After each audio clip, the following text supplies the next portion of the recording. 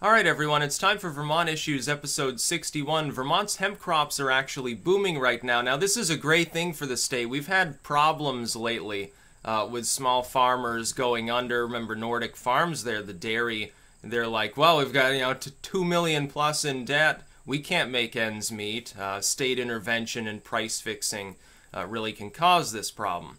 So what appears to be happening is a lot of farmers are saying, well, corn is worth, so-and-so amount of money, but hemp is worth a lot more, and it's easily grown. Like, it can actually survive properly in this climate with no problems.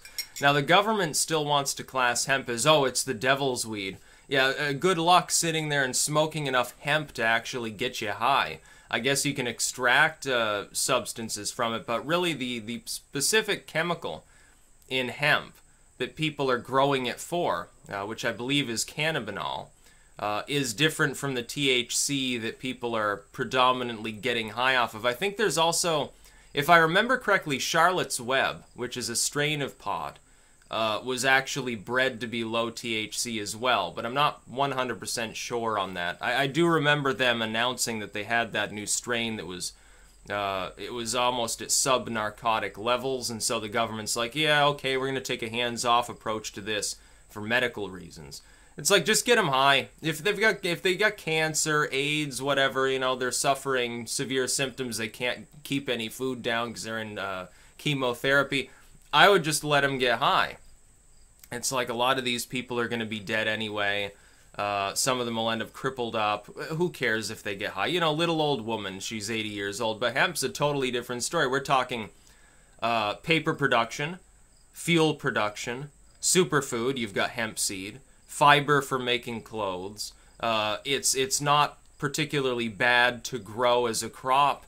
It doesn't really leach the soil. It's way better than growing some other cash crop like maybe tobacco or potatoes or something like that. And I think the yield, I think the actual income from it is higher anyway.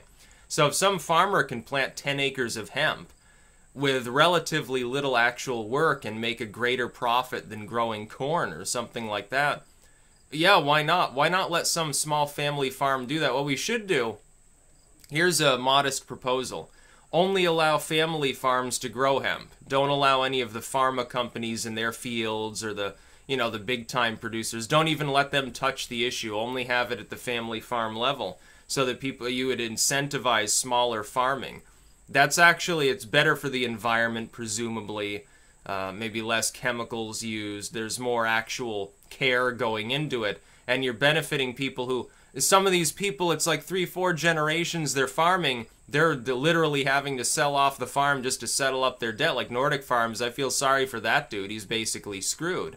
There's nothing to be done about it. Some person has 50 acres of land, they're not exactly a mega corporation.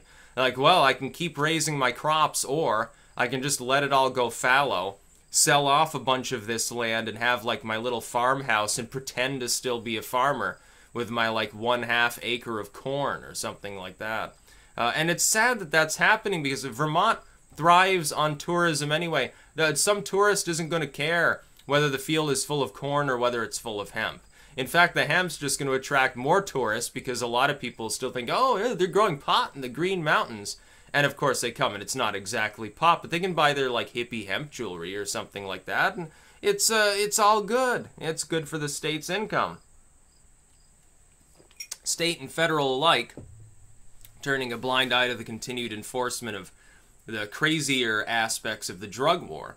Is economically beneficial to the U.S. Now, you could just hammer out legislation, say, okay, drug war is over. We're not too concerned about this particular substance and its, industrial cousin hemp.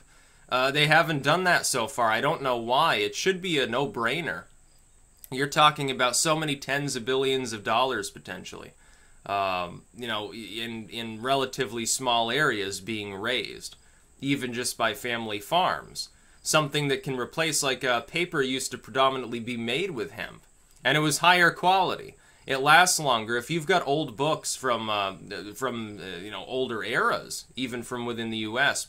Prior to them banning it, that's made on hemp paper. It's not made on pulp. You won't find pulp. It was cheaper to use hemp. It was easier to process hemp. It was easier to farm hemp as opposed to felling an entire forest to make a few books. And that's what we should be doing now.